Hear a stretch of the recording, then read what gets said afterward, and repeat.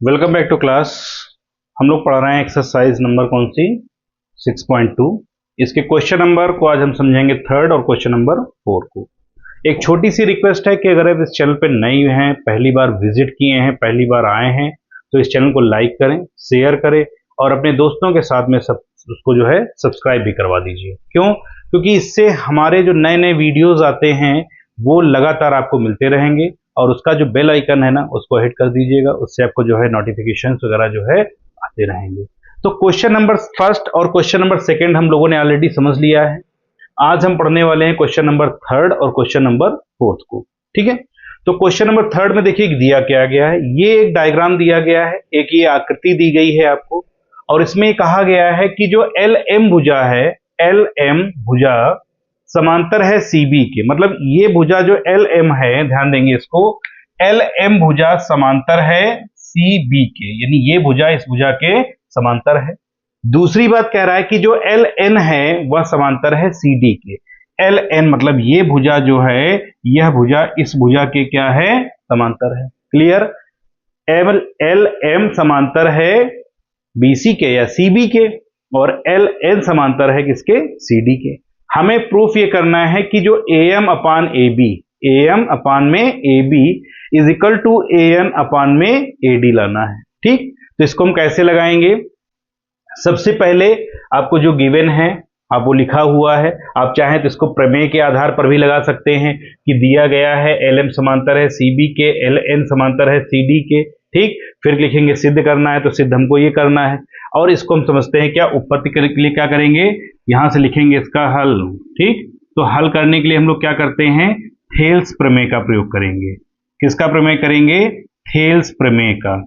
तो थेल्स प्रमेय आप लोगों ने पढ़ रखी है। थेल्स प्रमेय होती क्या है? अगर आपने इसको नहीं पढ़ा है तो लिंक इसका हमने डिस्क्रिप्शन में दे दिया है, आप जाकर के थेल्स प्रमेय को अच्छे से समझ सकते हैं, उसके कॉन्सेप्ट को क्लियर कर सकते हैं। ठीक, तो हम पहले थेल्स प्रमेय लगाएंगे। किस में लगाएंगे? दो त्रिभुज लेंगे हम लोग। कौन कौन सा त्रिभुज? एक त्रिभुज हमारा हो जाएगा कौन सा, A B C. A B C पहले इस त्रिभुज में, फिर ए डी सी इस त्रिभुज में। तो थेल्स प्रमेय हम लगा रहे हैं पहले किसमें, त्रिभुज ए बी सी में, ए बी सी में। थेल्स प्रमेय जब आप लगाएंगे इसमें तो क्या हो जाएगा, देखिए ए एम अपान में M B, A M upon में एम बी बराबर हो जाएगा ए एल अपान में एल सी। ठीक है, क्या लिखेंगे, ए एम अपान में हो जाएगा किसके, एम बी के, is equal to A L upon में क्या हो जाएगा, एल सी के। क्लियर? ये हो गया किसमें, त्रिभुज ए बी सी में। अब क्या करना है, आप इसको जो है व्युत्क्रम कर दीजिए।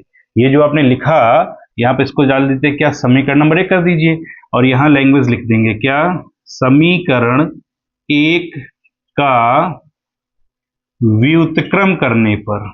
ठीक, व्युत्क्रम करने पर अब हम समीकरण 1 का क्या करेंगे, व्युत्क्रम करेंगे। ठीक, इसको करने पर लिख लेते हैं, व्युत्क्रम करने पर।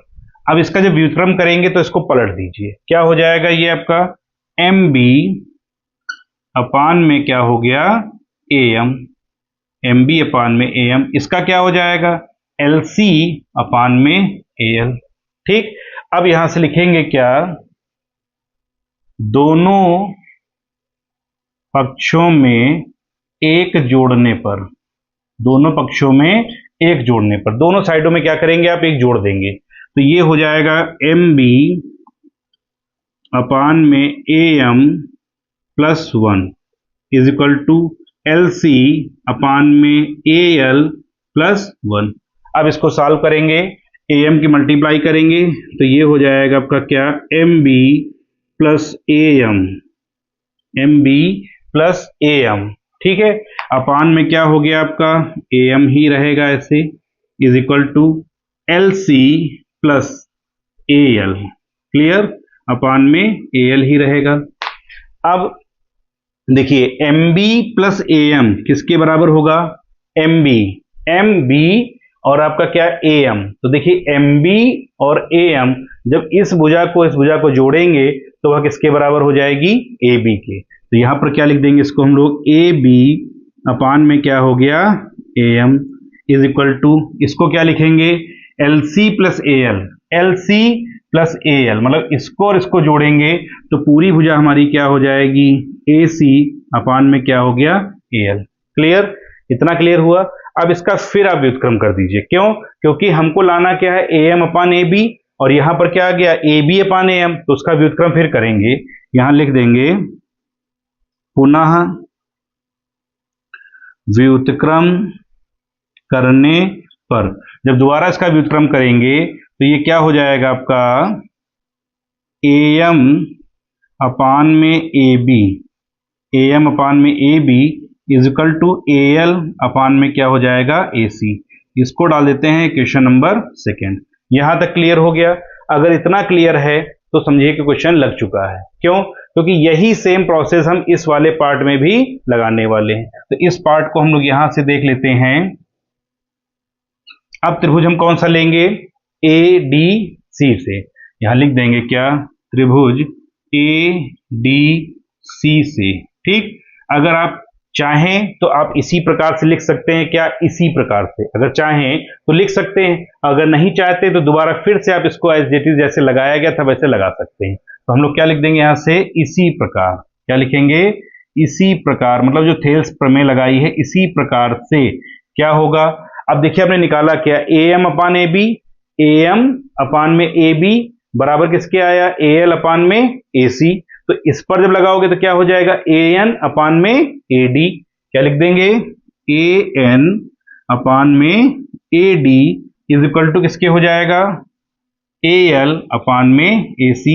समीकरण नंबर हो गया ये 3। अब समीकरण 2 और 3 में देखिए तो राइट साइड दोनों की क्या है, बराबर है, तो लेफ्ट साइड भी क्या हो जाएगी, बराबर हो जाएगी। यहां लिख देंगे समीकरण नंबर सेकेंड व थर्ड से, सेकेंड व थर्ड से जब लगाएंगे तो क्या हो जाएगा कि ए एम अपान में हो गया A B is equal to A N upon में हो जाएगा ए डी। यही आपको प्रूफ करना था।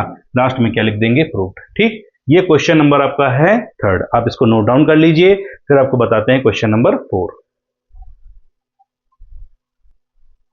क्वेश्चन नंबर 4 देखिए बहुत ही इंपॉर्टेंट क्वेश्चन है, और ये क्वेश्चन लगातार 2-3 बार से बोर्ड एग्जाम में आ रहा है। तो इस क्वेश्चन को आप बहुत ही बारीकी से समझने का प्रयास करेंगे, और जो पॉइंट समझ में नहीं आएगा आप उसको मैसेज करेंगे, हम उसको दोबारा आपसे फिर के आपको बता देंगे।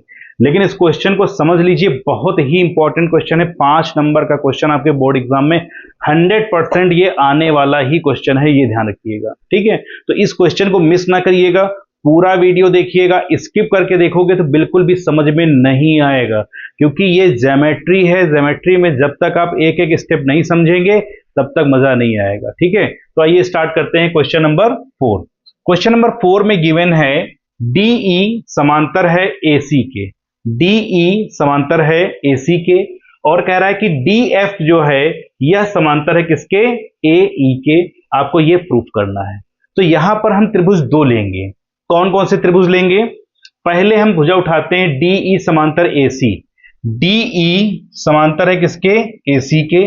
तो अगर आप चाहें तो डीई समांतर है एसी के, आप चाहें तो इन दोनों भुजाओं को पहले रफ कर देते हैं।